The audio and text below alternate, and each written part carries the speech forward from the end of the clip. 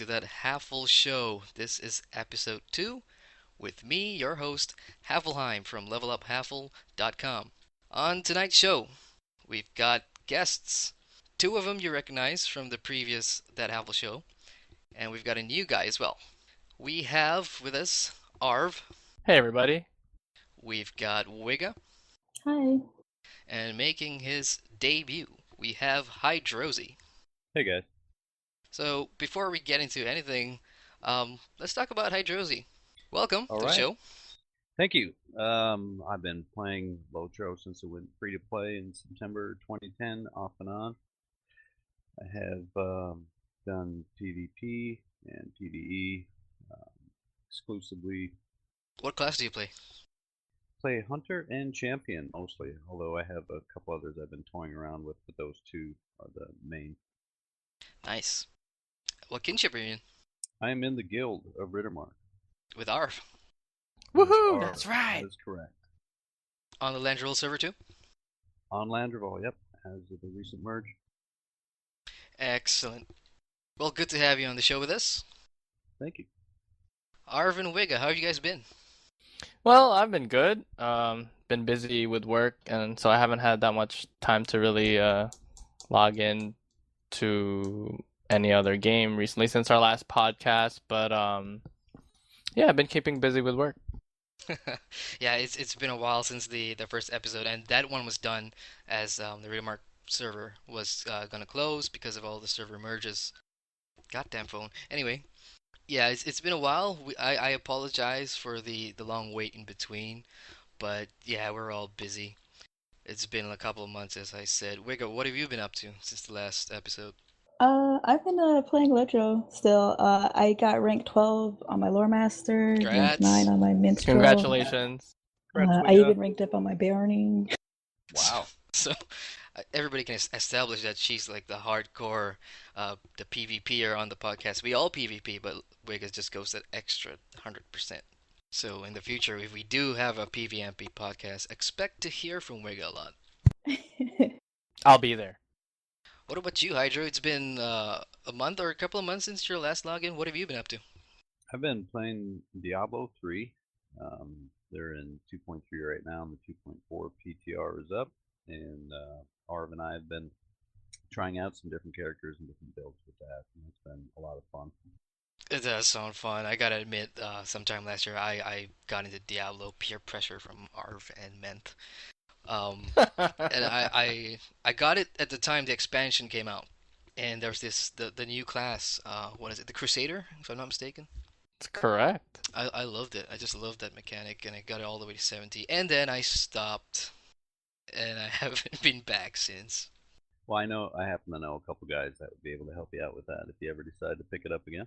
I'll think about it definitely, because on my side I have been incredibly busy with work, in the midst of changing jobs and everything, and I play a whole bunch of different MMOs. Like I'm back in the Secret World as well, and that's a real fun one. New content, and it's story-driven MMO. I really love that one. I've been doing a lot of Ark Survival Evolved. Not sure if you guys heard about it, but it's a dinosaur game.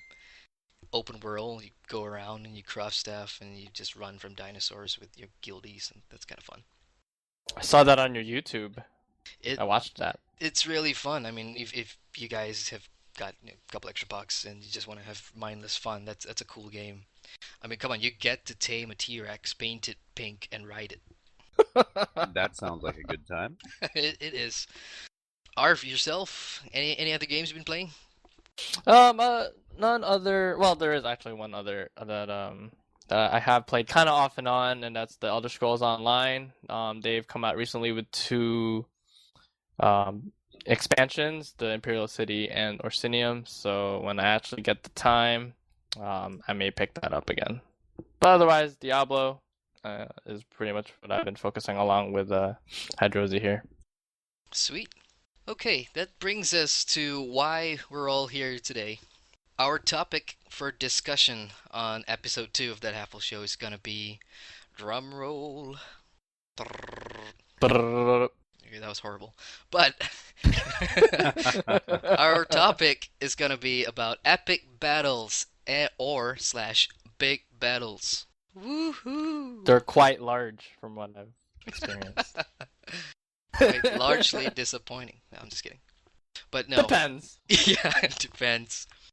So recently, we Lotro just got update 17, which is the Siege of Minas Tirith. Players will now be able to advance from Osgiliath across the fields of Pelennor and into the city of Minas Tirith. It's taken us 8 years to get here, and it's great to see the story finally moving along, coming to the climax, and almost to a close. So the point up for discussion here is that coming, I mean, what came with Update 17 was two new epic battles, big battles. I don't recall what their names are.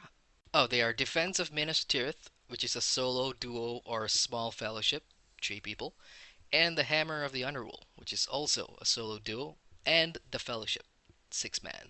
So this got a lot of discussion among the community after Osgiliath, where 3 new instances were was introduced. We finally got our instances back as the players were asking for it. 2 3-mans and a 6 man, I believe. So that was a nice touch. But everybody was looking forward to Minas Tirith in terms of what's going to come next. Are we going to get a raid? Are we going to get a skirmish? What's going to be the method Turbine is going to use to articulate the siege of Minas Tirith's story? Lo and behold, we get epic battles and big battles to the excitement of everybody. Mm-hmm. I know I sound really upbeat about this. Trust me, I'm not. So, Well, tell us why. yeah. So the whole point of tonight's discussions, we're gonna go into the big battles and the epic battle system and just talk about it. It's been 2 years really since Helm's Deep, which was when they were first introduced. So I think it's about time, we got some people together who have done them a lot to discuss the pros and cons of the system and is this really the way to go forward for Lotro. So, epic battles and big battles. What are they? If you're a new player in Lotro, you don't know much about them, I'm just gonna read the description, the official description that Turbine has put out there about epic battles. So, epic battles are a new combat mechanic introduced in November 2013 as part of Update 12, Helm's Deep. While they are special instanced battles, unlike skirmishes or raids, which focus on small scale tactical combat, epic battles are more concerned with strategic combat across the whole battlefield. They introduce a number of new game mechanics, including siege weapons, leading Rohirrim soldiers, and death streaks, the efficiency of which is improved by acquiring and spending trait points in the 3 new roles.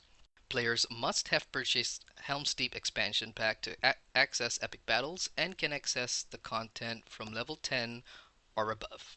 So that's the official description of epic or big battles. So why do people run them?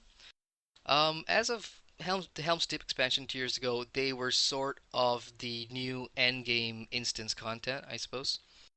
Prior to that, we got the Erebor stuff, so big battles really were supposed to add, a more dynamic endgame experience. And as of right now, the game, Lotro, the rewards associated with big battles are marks and medallions.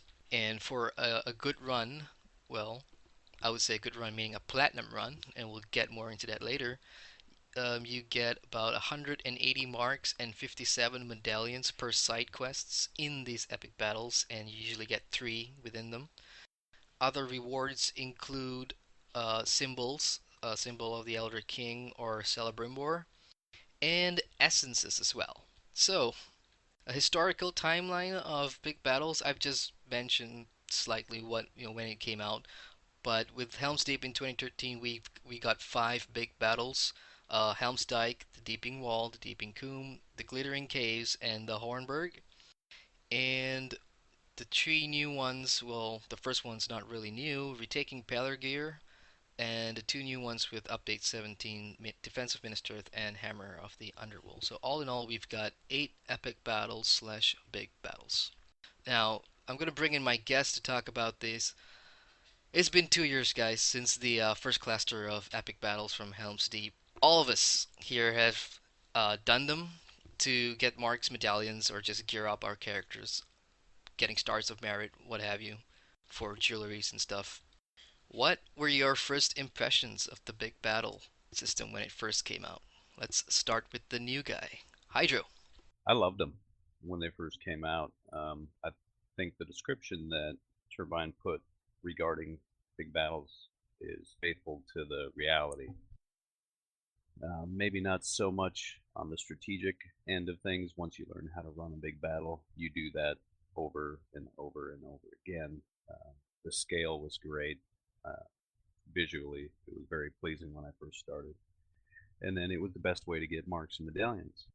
After running solo and duo and learning how to run big battles and what to do first and where to build catapults, things like that, um, my next goal was to get into a 6-man. I haven't run a whole bunch of the 6 and 12-man, the larger big battles, but when I did, it was chaotic. It was so much fun, and it's way different than running a solo or a duo. So those were my first impressions. Right on. Did you prefer them to instances at the time? Like, I mean, we just came off the Erebor cluster where we had a bunch of tree mans, Eobar's Peak, and all those raids, and then we get a whole bunch of big battles. Was it something that you look forward to as an alternative? Yeah, at the time, I mean, if you had trouble getting 6 people together in a reasonable amount of time to run the Erebor, these were the next best way to get marks and medallions. So yeah, I guess I did prefer them. Once I found out you could run them solo, and while you might not be able to platinum all of the side quests, it was still the best bang for your buck. Gotcha. Wiga, what about you? When they first came out, I was actually pretty confused by them because I was so used to playing the role of either a tank, a healer, or a CC. I've never really just been a DPS class, so just DPSing or just killing stuff has never really been I don't know, just like firsthand for me. Since I was so used to tanking or something, then I didn't really know what to do, and it took me a while to get used to them. I think it took one of Haffle's Kenny's very to so he actually had to type out uh, what to do for me.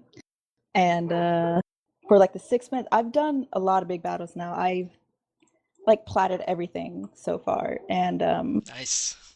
uh, and I've led the 12-man deep in a wall on Riddermark once, and we got gold. It was pretty fun. Leading it was a different experience. But I think we could have platted it if I remember right.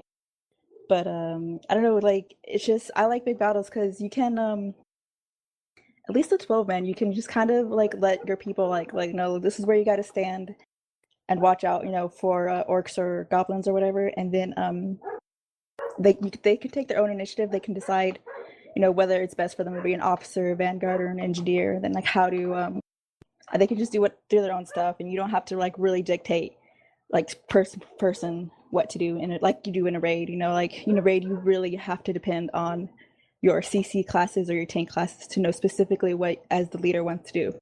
Right. I didn't like the Helm's Deep one so much, except for the Deep in Wall raid. They kind of bored me. But I think as Turbine it released more and more, they got better. All right.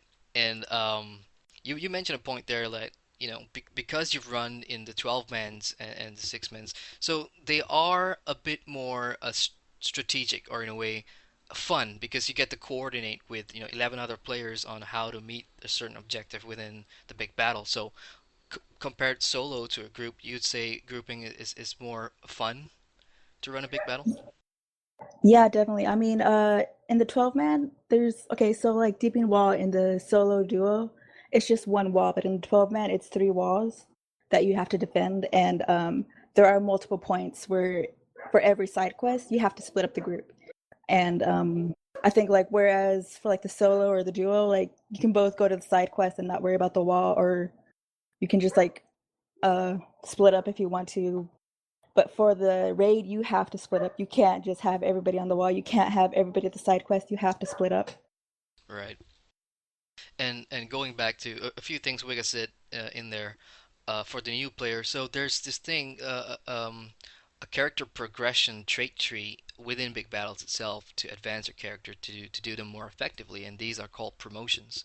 So promotions work exactly like your class trait trees, except you have three branches. You've got the Vanguard, the Engineer, and the Officer. And putting points into one will enable you to do cool things. For example, if you spec down the engineer tree, you get to lay down traps, tripwires. You get to pick up catapults and build siege engines faster. You repair stuff faster because you don't want anything to break. That's gonna affect your overall score. Whereas the officer is all about leading the Rohirrim soldiers, as the description put it, where you get to change the kind of weapons they use, buff them, heal them, and Vanguard is something I'm not familiar with, but I guess it involves the kill streak thing, and the more you get the final blow, it's sort of like Dota, where you need to kill those little mobs or get the final blow in order to power or get better DPS and stuff, which is handy for mini boss fights that come in the side quest. Arvo, what about you? Impressions? When it first came out, when you're talking about the Erebor storyline or the raids at that time, I loved the Erebor raids. I loved all the raids really, even the super hard ones. So, coming from that, going into this, my feelings were a little mixed, especially with all the classes that I play. I have all the classes. I think I've mentioned that in the previous podcast. So, like to weigh the pros and cons, like if you're a champion, more likely than not, you're gonna love big battles, cause especially when you spec out into the yellow AOE line, you're just gonna go in there and just swing away and have tons of fun. Guarantee you that. But then when I switched over to the burglar, which has extremely limited AOE, that wasn't so much fun. You had to target mobs one by one, so the fun factor for me wasn't there as much when I tried to get points and gear and so on and so forth for my burglar. So for me, it depended on the class that I was playing on what was needed. Sometimes the hunter would be fun in there. You're just perched up somewhere, start pew pewing things from far away. That's fun. But some for me, it wore out its novelty after running so many of them. I ran a lot of them with Hydrozy here, with Wiga, with Raven in our guild. So I liked them initially, as just to quote what Hydro said before, it was pleasing to look at all the waves of Dunlendings and Orcs coming at you at Helm's Dyke, right there at the meeting point of the armies and the defenders. But after that, I think Haffle, you mentioned to us this before. It takes you 28 minutes to get really set up for Helm's Dyke, and you can finish Helm's Dyke way before that. You know, of course, as you mentioned before, you're here to try to get the platinum. The four rewards from bronze, silver, gold, and platinum. You want to try to get the platinum to get the best, rewards. But sometimes that doesn't. Oh, excuse me, that doesn't happen. For whatever reason, there's certain things that may not have been met. Some soldiers may have died, or some banners may have been burned, so that limits your success, or at least the point of success you want to achieve, which we always try to do for big battles. So it was a mixed for me, in terms of my first impressions in there. Yeah, my first impressions were on the Helm's Deep beta, and I was looking forward to this thing, big battles, epic battles. I mean, from the name itself, you could tell that marketing hype, like it's supposed to be this new thing, like a combination of an instance and a skirmish, and it's gonna be fun because we're talking about thousands of Uruks gonna be on your screen, and you didn't know if you were gonna go, get down there on the ground and fight stuff. It turned out to be, what we know of big battles today, which is sort of like a buzzkill for me. Um, I admit when I got to 95 on live and I went to do the Helmstike for the first time, getting in there was cool. And you guys have mentioned this already. I mean, it's the space.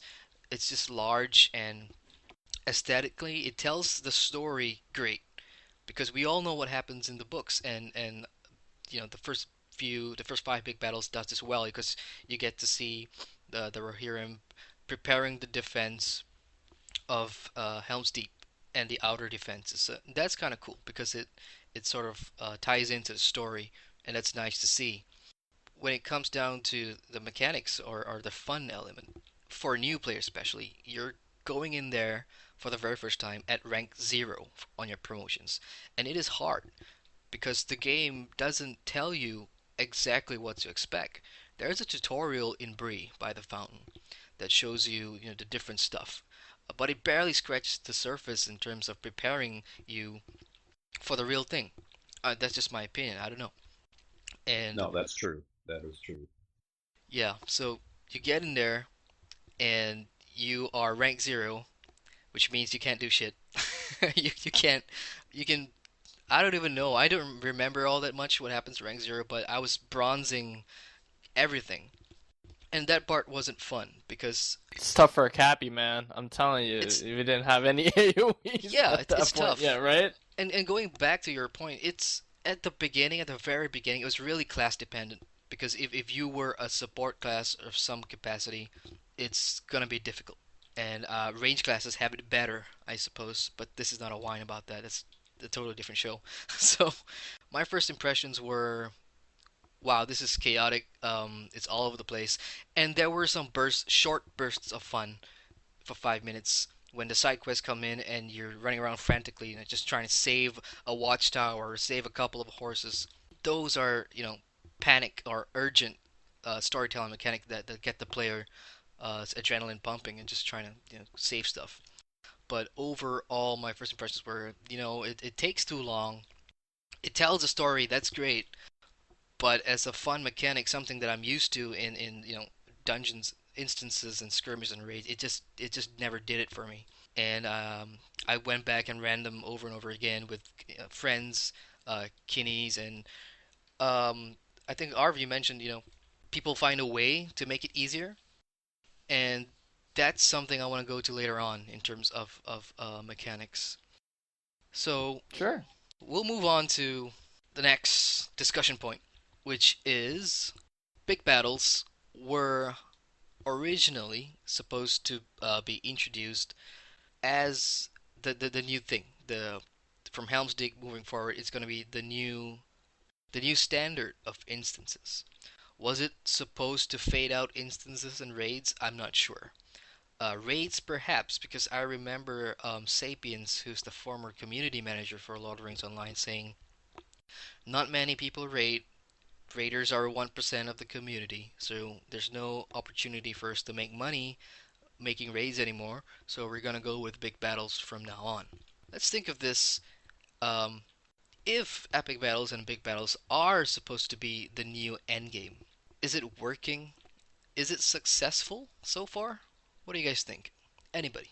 Oh, Um, I think it is and it isn't, because I definitely see a lot more people running big battles than I ever saw people running raids. I run the 12 man at least twice a week, so that's actually about on par to with what I used to raid. But whereas raiders were like the raiders we raided with were very specific. They're always the same people or people who vouched for someone else or something like that. But for the big battle 12 man, it's you can bring anyone really. It doesn't even matter the level. Anybody else? yeah. Wicca brings up a good point there. In order to really, with your point, Haffle, coming from a Raider's perspective, I don't know if they were necessarily designed to fade out raids or skirmishes or instances, because we still have them. Raids are still scaled to the maximum level, which is at 100. Some raids, skirmishes still scale at 100, and but in terms of the way that epic battles or big battles work, they're different. They're different than what we're used to. They're definitely different from what I used to calling raids, calling runs. Um, as Hydro said before, it does take a little bit of time, especially for the more complicated 6-mans and 12-man raids, to get people together, because sometimes you will not come out there successfully. in those kinds of runs, and that can be very demoralizing at times. Sometimes I just want to give a quick example that took the guild a few months to get the Dragok raid down, because man, that was whew. If you guys ever want to, I think I think I've advertised this before, but if you guys ever want to try a really cool raid, the Dragok raid in Isengard, that's a really really really fun raid. Lots of different mechanics in that one. But I think that is the difference. Because in big battles, you're going to come out on top. You're going to finish. Well, there is a way to not come out on top, I guess, if you had just stood there and did nothing.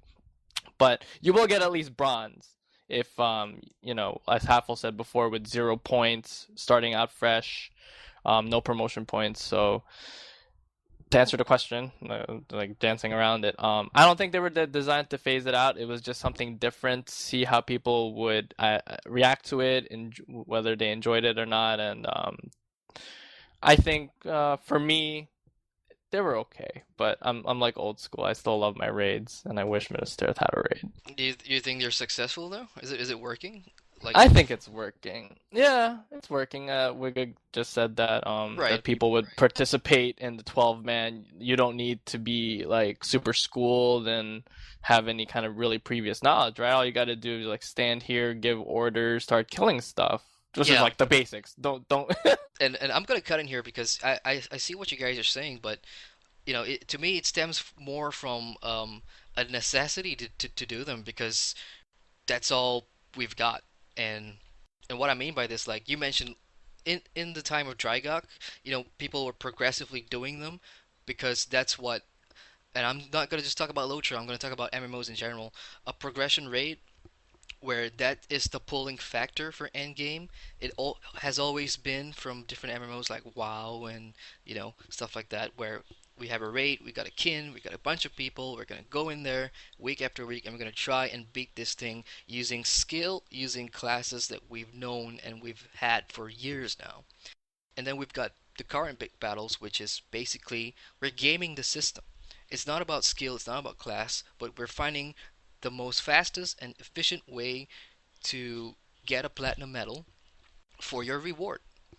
For your shiny rewards. Right. And it's a success in a sense that I suppose people are running them because they don't have a choice. And if what else can they do? If I don't want to run a Helagrod or a Drygok, because okay, Drygok's not scale or whatever, but if I don't want to run a traditional raid, what are people running now? They're doing big battles because it is the new thing, and that's where I'm. Call me out on this if you disagree, but that's where the best rewards are. So it's Turbine dangling a carrot in front of the player and saying, "Hey, you want gold essences? Come do some big battles. Hey, you want a good mark and medallion ratio compared to farming your traditional instances? Come and do big battles." And that's why I think it's working, but it shouldn't be that way. I don't know. I just feel like it should be an alternative endgame instance and not the the primary source for all these things that players need to progress as a character. You know what? That's actually pretty true because was it? I think when Pelagear came out, maybe. Well, at the same time when Pelagear was the only new big battle besides the original Helm's Deep ones. We, Turbine came out with the three mans, the minute the not Minister, the Osculia three mans and the six man, and people definitely people run RCT2 a lot, but they don't do it. At least from what I've seen on Landroval, nobody does it in full. What you do is you get your tank or your heaviest person or whatever to run through all the way to the boss. You just go straight to the boss room. You bypass two bosses, two mini bosses, and then go straight to the main boss room, and then you just fight that one boss. And even then, the rewards aren't that great. It's really Wow. chancy. It's really chancy on the rewards. Wow, for a T2C, the rewards Yeah. aren't that great. That's That's ridiculous. shocking to hear. Now, I think Wiga just hit on a really important point for me and why I kind of tailed off. I've got a couple things to say, and I'll get back to Haffle's points as well. But Wiga said the rewards are chancy. So if I'm going to go into a big battle and spend, anywhere from on the low side for Pellegrir, 15, 20 minutes to the higher end Dyke or a 12 man, spend a whole bunch of time, and I'm not guaranteed that shiny thing at the end, it really tempers my enthusiasm for big battle. Now back to what Happel was saying earlier about, is this working? Um, yeah, it's working with a sad face, because all of you are longtime players as I am, and I just got tired of doing them, so I moved on to something else. Wig is still doing them, and my hat's off to her for running them. But if you can get 12 people together and do that twice a week, that's great. For me, big battles never felt as fun as a Dragok or some of the other raids. They're definitely very different flavor.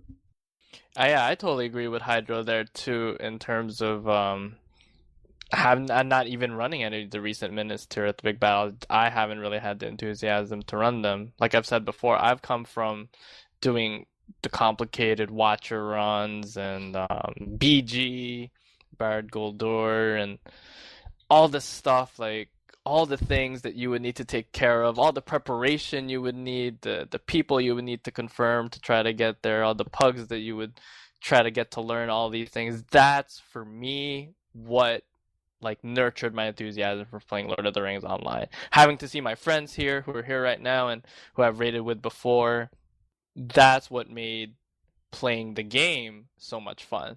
But then if you could still solo skirmishes, and in effect, with certain classes, you could solo instances as well. School and library, well, more to an extent, school. But with big battles, I like how Hydro said it's a success with a sad face. I mean, Yeah, I keep picturing that. right? It's like how do you put how do you have the word success and then sad in the same sentence? Wouldn't you want to expect success to be happy? Well, it kind of ties into what you just said, Haffle, just a few seconds ago about the dangling of the carrot. Back in even way after Isengard came out, gold symbols of the Elder King were so rare. Like you needed to do a Saruman tier 2 challenge.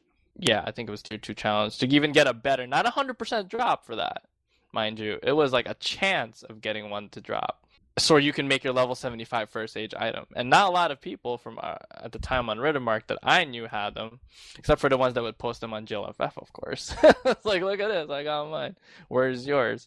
And then most of us would settle for just our second agers, which for me was fine. It gave you like a purpose to run the raid. So yeah, this was an alternative to that. As you said, Haffle, the gold essences do drop in these. Gold essences do drop in other things, right? Do any of you guys know if they drop in anything else other than the big battles? Gold essences can only be dropped in big battles or crafted, but like some essences can't be crafted, like morale. Mm-hmm. I still haven't got a morale drop, just saying.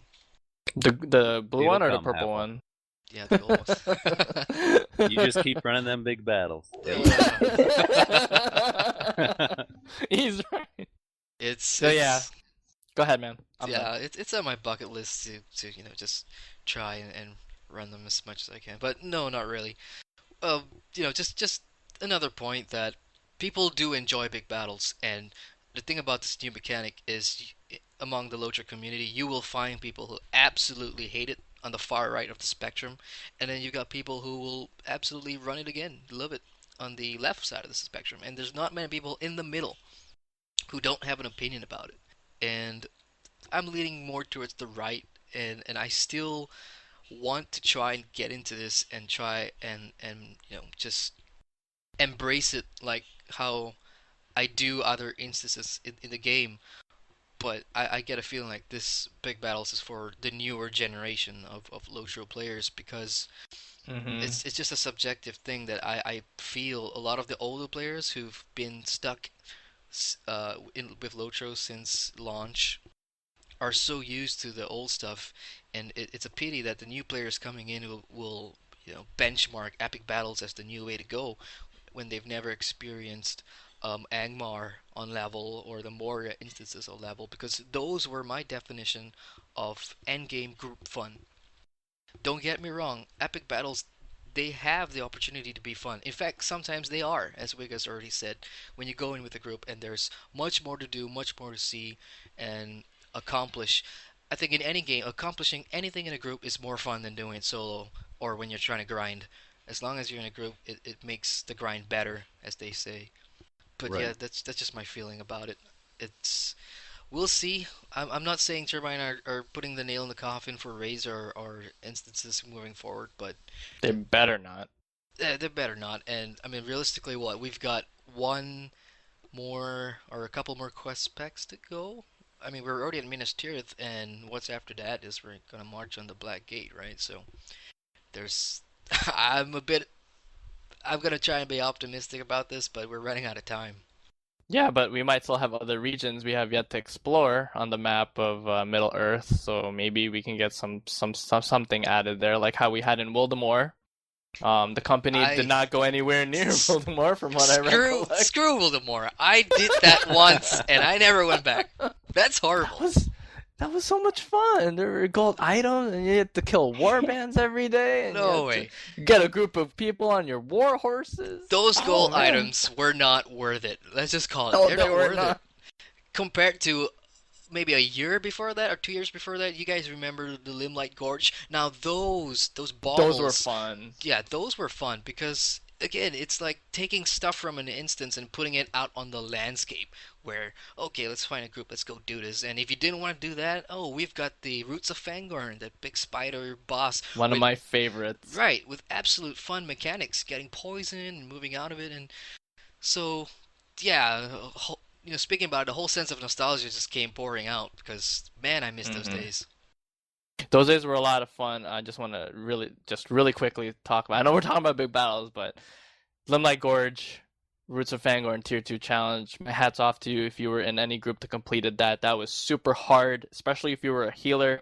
That's when I leveled up my Minstrel to, what was it, 85 at the time. And man, if you can get anybody to heal through that, geez, God bless you. Thank you. Because that That was was hard. that was still 75, but Oh, yeah, 75? I Okay. I had my healer there too, and I was so scared. And I think the only time I did it the first few times I refused to do it without a captain. I was like, no, I need a captain helping me heal this. I cannot Mm-hmm. do this. Mm-hmm.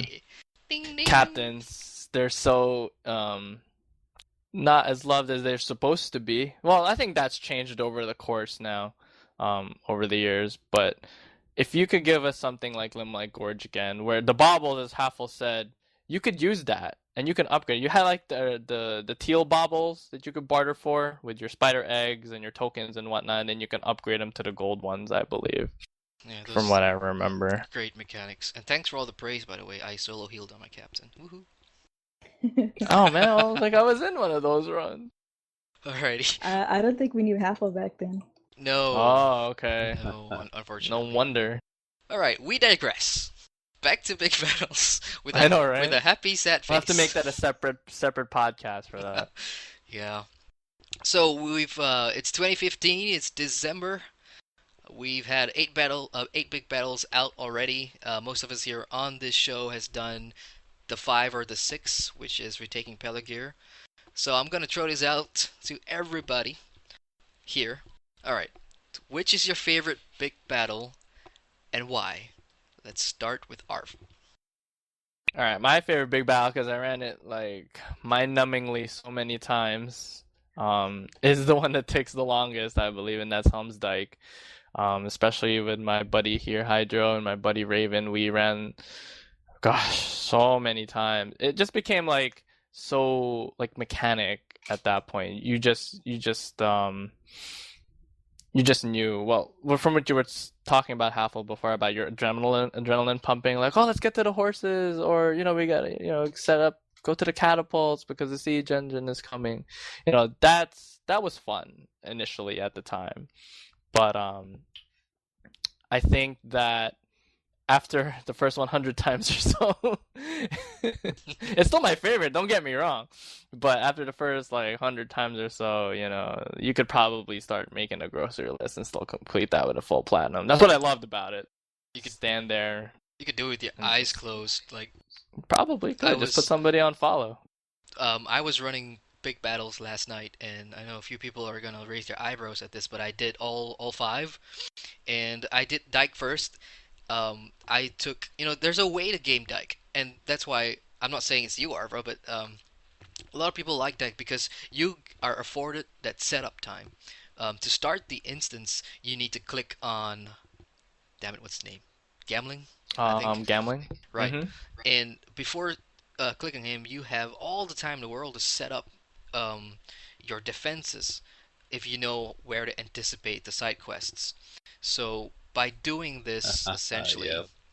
you have, Get your ballistas set up yeah, and your catapults set up. barricades where it needs to be, catapults where it needs to be, change all the officers to two-handers and focus on sappers. And Go make a sandwich once you've and done all then that, start. even before you click gambling, you know you've got a plat. And the only way to screw up is if you screw up, which is you DC or Very you're unlikely. distracted by some naughty things on the internet or something like that. But Exactly. yeah, I mean, Dyke was fun. Anything to add, Arf? Nope, that's it. Okay, what about you, Wiga? What's your favorite big battle? Oh, that's a hard one. It's All right, the between one that you had the most fun with. Peliger Six Man and uh maybe one of the new ones. I like the newer ones because you know how you guys are saying you have to set the officers to two-handers. With the newer ones, with the Minister Earth ones, you don't have to do so much setup. You don't. There's no Ooh. barricades to build. There's a catapult to upgrade. But like you don't have to set up the officers, and it's what it is. With the new ones, it's mostly a DPS race. Ah. That's what I kind of don't like about Interesting. it. But for the Peliger Six Man, for one of the reasons it's one of my favorites is you can be a lot more diverse in your setup. You don't have to have everyone be engineer. You don't have to have half the people be officer and switch to engineer later. Um, you do need either a captain with Othes or a vanguard, Raise his hand. or some extremely high DPS. And but still, like I mean, I've done it with like my lore master, my guard, my burning, and everything. But I find it fun for the lore master because there's so much to do, and you know, while we're in Helm's Deep or Helm's Dyke or whatever, you kind of just waiting for the side quest to start, and then you're letting the officer or you're letting the Rohirrim, you know, defend their thing, and then you might be like firing a catapult or something. But for Peligir, you're actually fighting these bosses yourself. Alrighty. And I'm gonna come back to you later on in the show when we're gonna be talking about the new big battles. So gather your thoughts, Wiga. I'll be coming back to you. I suppose I'll go next. What's my favorite and why? I'm gonna have to reword my own question. I'm gonna ask myself which one I tolerate the most. Tolerates the most. Um, Based on all my runs last night, I'm gonna have to say it will be retaking Peligir. Um, Solo, duo, six man, whatever. I like Peligir simply because of the premise. We'll get into mechanics later, but the premise is, we're retaking the city and we're going forwards. And what I found with the previous five is that we're always backwards, going backwards. And the way it was marketed is that Helm's Deep you're defending, so it makes sense that you'd spend the time to set up your defenses and everything. But in Osgiliath, sorry, in retaking Peligir, you're really just moving forward with the story, and that alone sort of gave me a different sense of urgency within the instance. And but it's still a big battle. I like the new side missions, side quests, because it just added something new in that we have mini bosses in retaking Peligir compared to the previous five. So you get a boss. He's got a bunch of HP. He may have some combat mechanics of his own. Like there's one guy with the poison. I think it's the archer, and the minstrel's got some self buffs. So if your DPS sucks, you're screwed, and all these kind of things. So the six man really makes it fun because you have a group of people who can do various different things, from cutting down the hooks to setting up barricades, and you got the buffers and the siege people, and then you got those who are just simply taking care of the boss. So generally, it just adds more to the dynamics of that particular big battle. What I don't like about it is going back to the same point. It's supposed to be an offensive big battle. So we're moving from checkpoint to checkpoint. We're moving forwards. But at every freaking checkpoint, it is a defend mode, survival mode, horde mode. So Side quest mode. yeah, I don't much mind the side quest mode because that was what I was saying about something new. But we're still getting the wave after wave after wave at every checkpoint we move forward. To me, it's the irony, right, of calling it an offensive battle, but we're still defending at certain checkpoints. That gets old really, really fast, and it's the same sort of thing you did in the previous five. You set up barricades, in a straight line, and it slows the damn mobs from destroying supply stuff at the back or whatever. And again, you're going to need to be at a certain promotion rank in order to be really effective doing this solo because you got to set up stuff, make sure they don't get destroyed, and then you got to run off in different places to complete your side objective. So it was challenging in a way, but it's also the one that is quicker. And this is very important for me, time, because when I play Lotro, I really consider the time versus the rewards graph, if you want to call it that. And Pelagria was one of the quickest big battles for me, so that was the one I. If somebody said, "Hey, you want to run a Pel duo or whatever," I'm like, "Sure, why not?" Because it's the fastest, and I wouldn't call it my favorite, but it's just something I wouldn't mind doing. That's a really good point, Haffle, and that's why Pelagir is also my favorite because it's the shortest. And after hundreds of runs, that's exactly what I'm looking for. Um, I want to make better use of my time, and if I'm not going to get in a 6-man or a 12-man run, I want the most efficient way to get what I need. Fist bump. On the other side of things, when I did the last time I played Lord of the Rings, pretty regular and ran big battles, I would run Hell, and then I'd run Glittering Caves. And there's a way to game Glittering Caves as well, depending on which side you start, east or west. And I can't right now because it's been so long. I can't remember which side that was. I'm sure if I went in there, I would remember. But depending on which side you start in Glittering Caves, it gets easier. You could almost run a 3-man. You could run that solo if you got the right side to do it. Ooh, I didn't know that. Or maybe I did, and I just forgot. Very interesting. I must admit, Glittering Caves is in my bottom three of the least favorite Oh, ones. me too. Really? Because the spider quest bugged out on us at the beginning Yeah, so many times. I don't know. I mean, we'll have our own reasons. For me, it was just basically, I don't do too well with caves, and that's in real life too. So, I, it's just Oh. it was confusing and a lot of pathways you need to memorize, and you get one wrong, you get killed.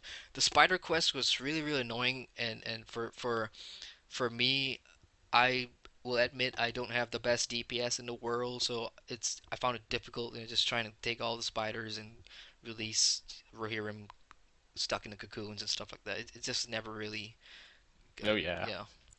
Yep. So that plays into what I was talking about earlier. If it starts on the west or starts on the east, you won't get the spiders side quest. You'll get the other ones that are much more achievable and don't bug out on you. Alrighty. And since we're on the topic, why not let's throw in what's the one we hate the most? Because our discussion for discussion's sake. Helmsdyke can't take the setup anymore. You 20 loved it. minutes. It's 28 terrible. Raven got it down to where it was you didn't set up nearly as much, and it was about 14 minutes. But it's Wow. That guy's a legend, guys. If you ever need to run anything, he's always down. Find him. I am Raven there. That's right. My least favorite is the Deep in Coom because the debris quest. It was Good point. almost Yeah. impossible. It always, most of the time when it first released, always failed or sometimes failed, and failing sucks. So I didn't like to run that one. For me. Wiga? I hate caves too.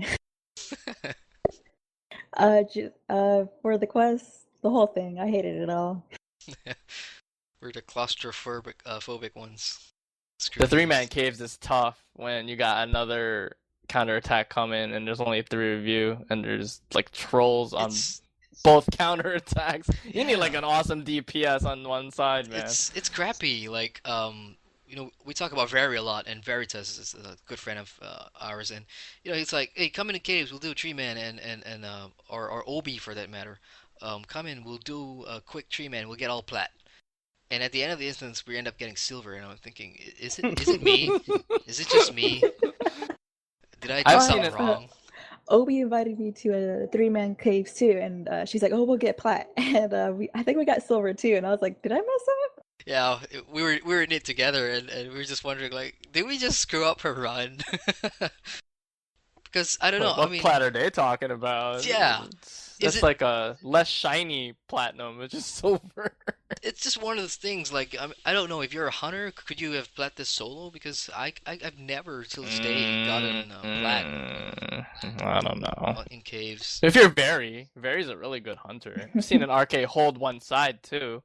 Yeah, very It depends. very placed differently. Lotro has all the six classes. Very can be five classes at once if he wants to. So he's That's that. true, he can. There's And just some people that can do it, and some people that can't, I guess. yeah, I mean, going back to the dike, like you guys mentioned, Raven got the sap in 14 minutes.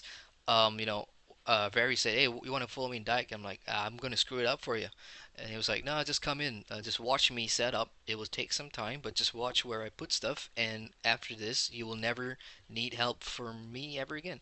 And it's true because it's so simple, but man, that setup time is crazy.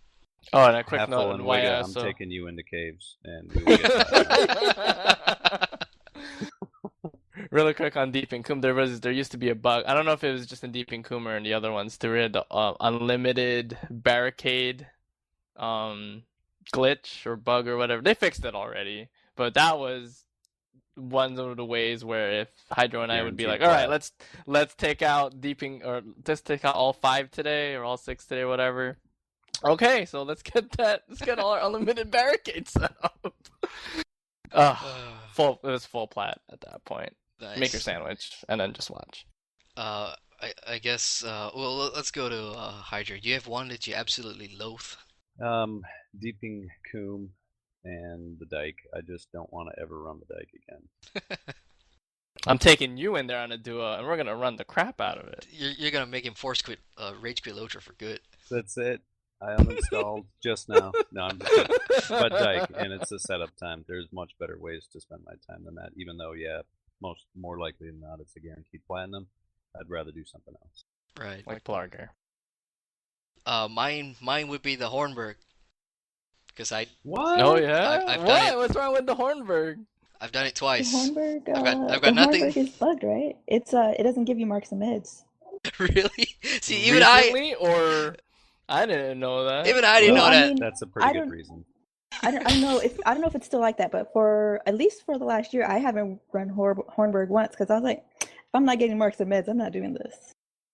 Did they Good lord. confirm that, or was that from I like don't know. your I don't know. observation? Someone just my raid leader Wigo, just told me, and I was were like, you okay, fine. failing and you just don't want to admit it? Like, Like, what's wrong with the Hornberg? It's one of the easier ones. I just played Russian roulette with 5 big battles and I won. I just picked the one that was supposed is bugged. And no, the truth is I've ran it once and I never did it again. So I don't know anything about it. I've got nothing to say about it. So I don't like you. oh, bye. The Deeping Wall is fun as a raid, though. If you guys ever get a chance to, that one is Yeah. a lot I of mean, fun. earlier in the show, Wiga gave some reasons as to why it was the most compelling, especially in a group. And I agree. I've been in some of those, and it's sort of nostalgic fun to get somebody shouting at you to like, you go to group tree or you stay with your group. Where do you think you're going? Start setting up over here. Right. Start giving orders. And for a healer, you hear refreshing things like, heal that banner now. Yeah. And Heal orders. I remember those. it's Over yeah. heals. Saruman tier 2 challenge. Yeah. Anyways. I suppose the wall raid is fun, and I think we can all recommend people to go and do that because simply because it's a raid, you get better rewards too in terms of marks and meds, if I'm not mistaken. Is that right, Wiga? Yeah. Right. So yeah, it is. You get better rewards. It's going to take a lot of investment because it's something you need to learn. There are different groups going to different sections doing different things, and that's as vague as I can put it because my memory is failing me right now. Righto, that was good discussion on our favorite and hated big battles. Let's move on to storytelling in terms of epic battles and big battles. So we know that when Helm's Deep first came out, everybody had to buy the expansion if they want to progress the epic story. It was Turbine's way of making some money. At the same time, putting the epic story. I mean, it's not essential in terms of what it's the story that's being told in these big battles because you already know it. If you're a fan of the books and the movies, you know what's happening. So, people were thinking, do I really have to buy the expansion? Could I just skip it and move on? You could have, but you couldn't because, to progress the epic story, you needed to do and complete the big battles. Factoring in that, let's talk about it. Do the big battles convey the Lotro story well? Does it enhance the player experience when we're talking purely about story? I'll Um, go. The okay, you go first. short answer, no. The long answer, maybe, depending on your perspective, and depending on where you're at with your lore. When I get into a big battle, I'm, you know, after looking around the first couple times and the setup and everything. So after a couple times of running it, no, I'm focused on the mechanics of the battle and getting class. Okay, I'm very much in your boat. The story for me was always conveyed the first run through because that's all you're paying attention to, and that's why a lot of people fail it on the first time because we want to know what these NPCs are saying, what Aragon's Yeah, calling out, and stuff like that. And once we've done it the first time, it's skippable. Like, okay, I know what happens here. Is it ultimately adding to the overall arc of the epic story? Not really, but there's a little bit of aesthetic in there that's going to just add some flavor to the overall narrative. But does it enhance it? I don't think so. Arv? Are DC'd apparently. Ah, So I'll answer. okay. Uh, okay. Um, you guys know I hate reading quests. I hate. I don't like paying attention. But what I liked about raids in particular was that I didn't have to pay attention. Saruman was talking, and I knew I had to beat his troll or orc or whatever. I had no idea what to do, what was going on when big battles are first introduced. I didn't know who the hell gambling was. I was like, who the fuck is this dude? And I don't know. I feel like raids conveyed the storytelling much better. But with the new ones, actually, maybe it's just because I'm not totally familiar with the Tolkien lore or whatever, and plus the That's fact fine. that I don't read the quest log. But yeah, I didn't really see how big battles were like needed to understand the story. Like as far as I knew, for at least the Helm's Deep ones, was we had to fight on the wall. Right. Yeah, I can see that. I mean, it's in the books it's probably like 10 pages or so describing how they were defending the battle, and Turbine was like, how are you going to take all that and put it into something visual that, we can show that it is truly happening? So that's big battles for you, I suppose. It's just that when I'm doing something as fun as this, I need the occasional stick, and I feel guilty about it, but oh well. So for our listeners, we are back, and we lost R for a couple of minutes due to We're gonna edit internet this reasons. out. Don't worry about it. All right. What were we talking about? The epic story driven line? Yeah, Driven I line. mean, Storyline. we were all just discussing, did I say disgusting? Well, that's appropriate. Anyway, we were all discussing if big battles articulated that epic story. And I was saying earlier, Helm's Deep, they forced you to buy it just so you can experience bits of the Lotro story from the perspective of the player in terms where we are. That Helm's Deep was under siege or whatever. Did it enhance your story? Did it enhance your Lotro epic story by playing a big battle? My epic storyline impression of the big battles, you mean? Both of them tied in. Did it? Oh, Yeah. both of them tied in. I think what I was saying before I cut out, was that it was funny because, like, for example, in the Glittering Caves that we love oh so much, we can't let Gimli die, and if he died, we failed the big battle. So it kind of gave you more of a feel to like, all right, I'm really fighting beside Gimli or Aragorn or Legolas, and we're gonna defend this and make sure that the Rohirrim live to see another day. But I think it did, especially with the visuals, as Hydro had mentioned before about Helm's Dyke, especially Helm's Deep or the Deeping Wall. I mean, was spectacular with all the incoming siege engines and catapults, and just the rains of arrows coming down on you. It added to the appeal, added to the ambiance of the story. So yeah, Right. I think it had a good feeling towards it in the end. Gotcha. And that's a good point that we didn't talk about. Like, how we have all these iconic NPCs that we're fighting around. It's like, oh, cool, I'm in a story where I'm, defending Helm's Deep on the wall with Legolas and Gimli. And that was great for the player, but only for like 10 minutes. And then, the At the most. novelty, yeah, the novelty wears off.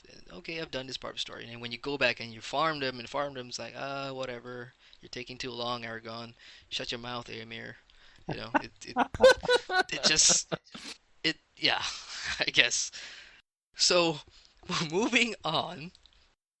Many times during this podcast, we talk about the previous big battles, and Wiga always chips in that, hey, the new Update 17 Minas Tirith ones are slightly different.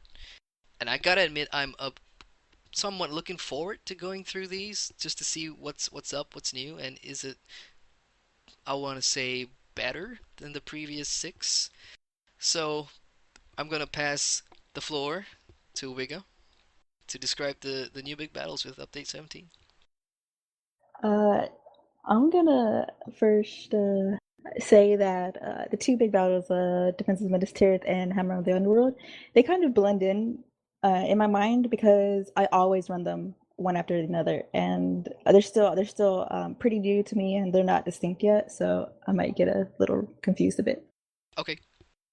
Also, spoiler warning: if you don't want to hear about this, you don't have a choice. Yeah, so when we were talking about the storyline of how the Helm's Deep fit into the epic, and I didn't really know what was going on because I don't ever pay attention. Um, but with at least with Defensive Minas Tirith, it was a lot easier to understand what was going on, and part of it was because of the side quests that well, actually, okay, the side quest and the main quest, obviously, but there is in particular in, I want to say, Defensive Minas Tirith, there is a particular side quest that I was like pretty surprised about, and it really made me actually pay attention to like what was going on.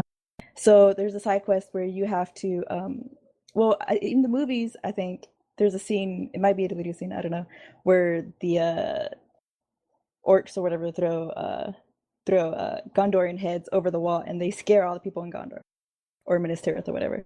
And we have to do that in the side. We have to pick up Gondorian heads in the side quest, and that really floored me. I'm not new to games. I'm been a gamer since I don't know I was like 7, and I play like particularly violent games and like Mortal Kombat, totally gory. Call of Duty, I'm totally used to that, but with that kind of violence was not something I expected from Lord of the Rings, and it kind of really hit home that we are getting towards the end of the War of the Ring, and like those were supposed to be. I don't think we've ever seen. I don't think we've ever seen I don't know, fellow soldiers or whatever, and like the good guys getting killed. If we saw them getting killed, it was just like from far away. We never seen them that close. So I actually think the newer battles, the Defense of Minas Tirith and the Hammer of the Underworld, really tie into the epic a lot more, and it's worth.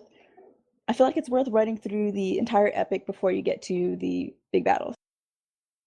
Like before the Helm's Deep ones, you can run them, and then when you get to that part in the epic, it'll just move on quickly. They are different in that you don't have to set up like Helm's Dyke. There's All no right. there's no barricades to set up. There's a catapult, it's already built. You don't have to build it. And there's 2 catapults, and I think in the 6 man.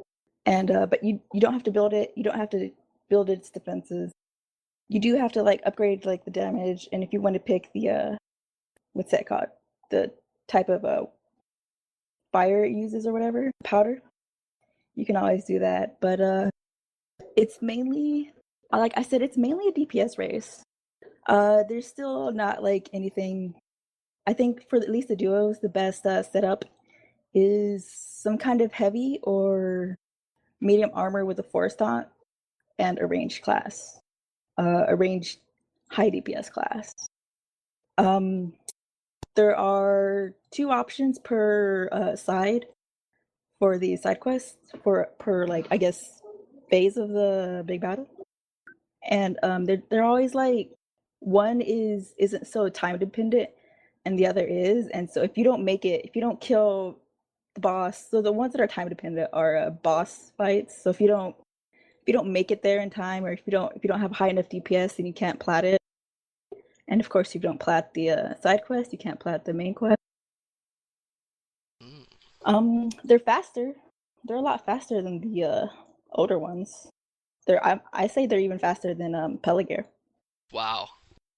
Everything that you just relayed there. So okay, there's some sort of grouping mechanic that's closer to instance of old. There's less setup time, there's less meddling with objects, and you're also saying that it's more immersive when it comes to storytelling and narrative, because now it's playing with the player's emotions. It's gonna make you feel something, and that's interesting to hear because the previous 5 didn't do shit for that. Right. Yeah, everything's you've said so far, Wigan, makes me actually want to go check out these big battles that I haven't tried yet. Aye, It aye. sounds like Me the too. I'm a little gripes that I had curious. about the other ones have been addressed. And as long as they're like caves, let's do it. No, did I not I hear I everything? don't mind Okay. doing caves, bro. I love doing caves. Get me drunk. I'll do it with you. Come on, guys. For old time's sake. Yeah, we probably could for old times. I mean, if it's in a group and we're all in chat and just talking around, that'll be fun. So again, that's really interesting to hear about the update 17 big battles. Different from what I was expecting, because my perception was so altered by the previous 6 that I've done. And in terms of game wise, where I'm at, I just reached Minas Tirith, and I'm just questing around. But I'm sort of looking forward to these, just to see if it truly is um, a step in the right direction for big battles. And speaking about steps the in the right direction, let's bring this whole big battle discussion to a close, and let's talk about in our opinions what can be done to improve big battles or epic battles, especially the first 5. And do understand that we've talked about them extensively, and a lot of us sometimes feel somewhat negatively about some of them, but yeah, just do understand that we critique them because we care for the game and we want to see it succeed. It's just that some of the decisions regarding stuff like big battles just doesn't feel right for us. So that's why we do this. So here's where we offer some feedback on improvements, and hopefully big battles will be something that we can put on the same shelf as instances and raids and skirms as something as a viable end game instance. So, having said that, let's start with Hydro. What what do you think? Any improvements that you'd suggest to big battles? Yeah, absolutely. The I would like to see them shorter. So what Wiga said about the 2 or 3 new big battles being shorter, um, a lot less messing around, a lot less setup time. It sounds like Turbine had received that feedback from the player base and addressed those things. It was just the length of time. It sounds like the rewards are still what they were, which is fine. And I mean, as far as improving, I'm not exactly sure what would be more fun at this point. You know, the things that were brought up were about time. Right. So I mean, I've gotten so far away from what's fun in a big battle, and so focused on what's more efficient that I really don't have any ideas to make it more fun, which is sad, but that's where I'm at. Gotcha. Wiga, what about you? Uh, I I think a turbine might be going in the right direction if they even if they're taking small steps. Just based on what I've seen, because I think we all agreed that Peligear was a lot better than the six mans. I mean the six older ones, the Helm's Deep one. Right. And that's because it was faster. There was a lot less building. You still had to build stuff, but there's a lot less of it. And now with the Minas Tirith ones, you don't really have to build anything. Um, as for making it better, I just wish they would kind of diversify it because it's just the way I think they went with the armor. Like everyone can like max out their DPS like crazy. Like people are walking around with 70k tactical mastery. Like arcades and lore masters are walking around with 70k tactical mastery, and Nice. they've still got like 20k health. And so with the way Turbine's handling this is they're making everything a DPS race, and the way the players are responding is they have to bump up their DPS more and more, and it's just kind of a I just wish there was a way to diversify it. Like maybe like one of the big battles could be that DPS race that like all the DPS class. They love seeing all those numbers going high. Yep. But like I just wish there's like maybe one was like a DPS race and then one's like more of a A I don't know slow like burn. yeah something like that. Yeah, that's cool. Arf, any suggestions? Well, um, from your original question about improvements, I'm gonna go with Hydra on this one too, and wholeheartedly agree. Let's make them a little bit shorter. Um, some instances, not necessarily skirmishes, but some instances can be done within 10 to 15 minutes, depending on how much DPS you have, depending on the size of the instance as well. Um, yeah, we shouldn't have to take 28 minutes of our time to set up in Helm's Dyke just to finish in 15 minutes or so and change for the rest of the run. So that, I'd like to see that improved, and as Wiga and have you guys have said, the Minas Tirith ones, which I'm interested in doing now, sound like they're a bit shorter, less setup time. But that was the difference, I think, when I make in comparison to what I've always known, which I've always done, where the instances, there's not much setup to be done. You enter the School of Tham Mirrodine, you eat your food, you pop your scrolls and tokens, and you just go. Right. That's it. So, yes, it's a different flavor, it's a different feel. As you've said, Haffle, there is a extreme right and extreme left of hate and love of big battles.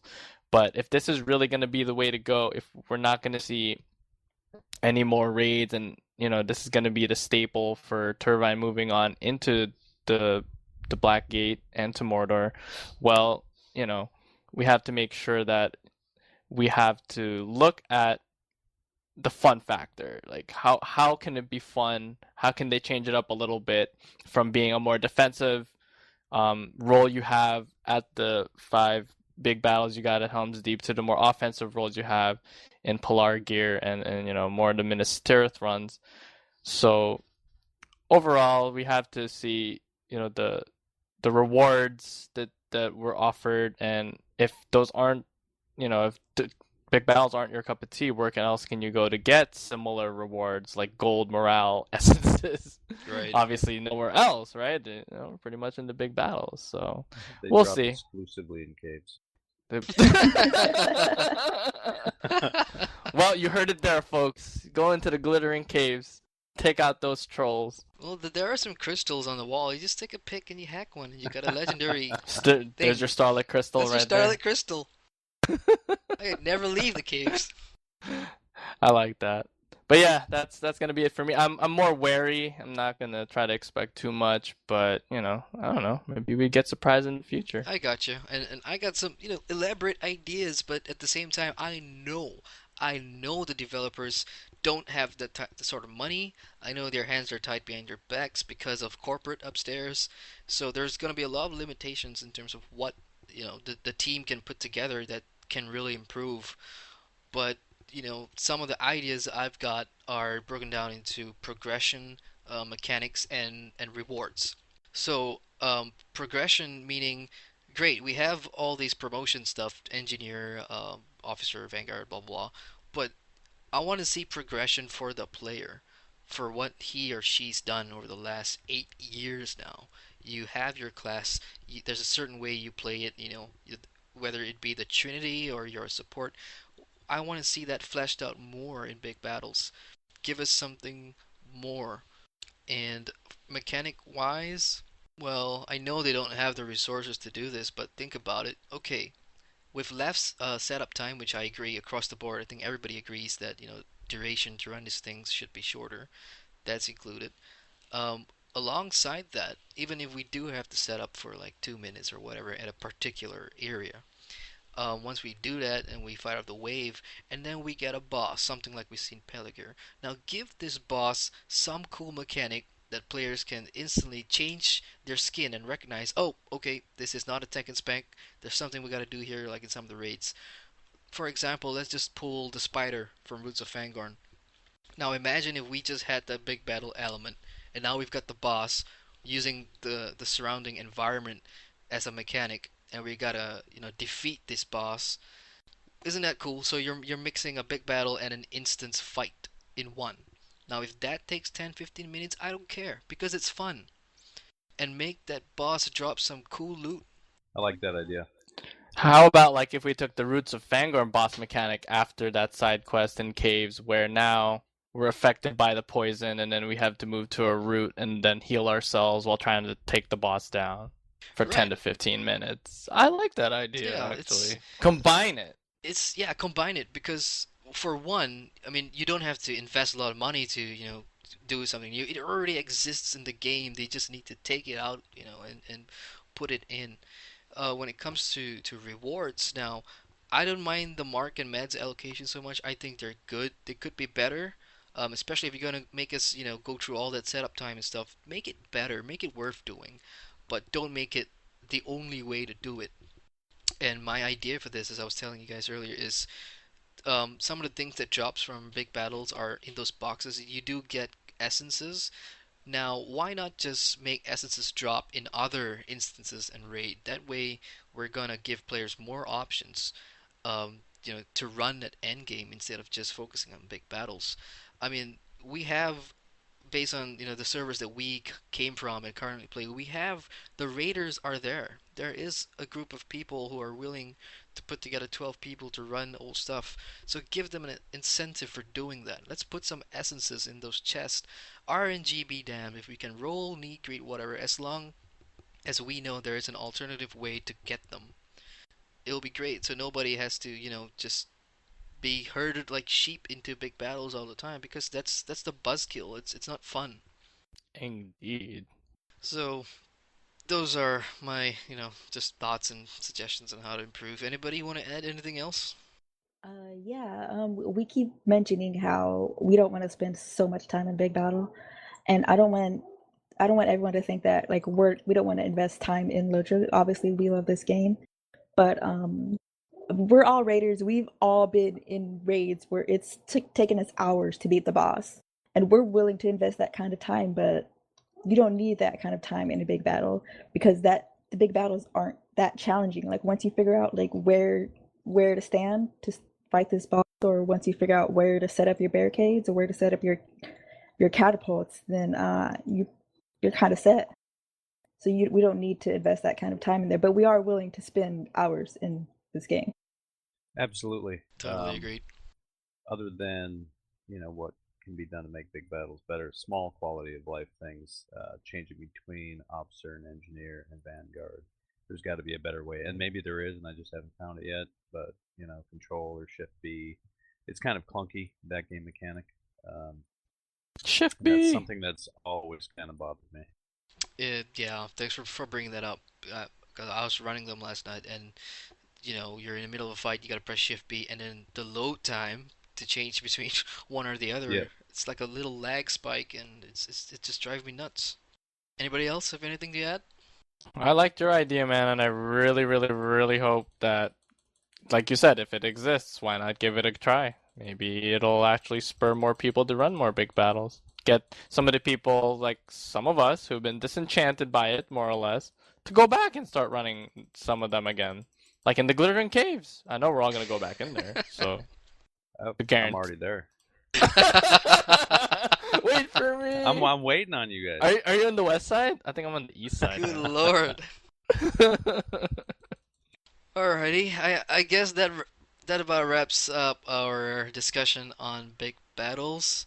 I want to thank my guests here today, Arv, Wiga, Hydrozy, for a great discussion in general, and so many ideas, so much feedback, and this was really fun, guys. Thanks so much for being here. Thank you. Thank you for having us. And depending on the amount of time I take to edit this episode, because it's a long one. You guys ready? This is an hour and about 40 minutes. Wow, that's a long one. Gosh, RB talks so much. Wiga is so windy. What? And you love it. You love it. Uh, so depending on when this is edited and published for you guys, we could be close to the Christmas season. So I suppose we're all just gonna wish you, everybody, a very Merry Christmas and a Happy New Year. Yes, Merry everybody, Christmas. Happy New Year. Merry Christmas. So before we truly end, I just want to talk about That Haffle Show. Thank you for listening. If you've listened to the previous episode and are now listening to this, our discussion on big battles, you will notice that I don't put out the show as often as I want to, like regular podcasts, weekly, bi-weekly. This is not even monthly. At this rate, it's just coming out whenever we have something important or juicy to talk about, something regarding the game or an aspect of the game.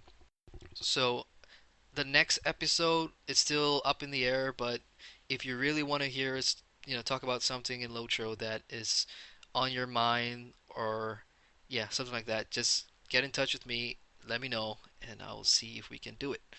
But as of right now, I think because of the current cast that we have here, and I'm gonna call my guest cast because I have a feeling I'll be dragging them back on the show.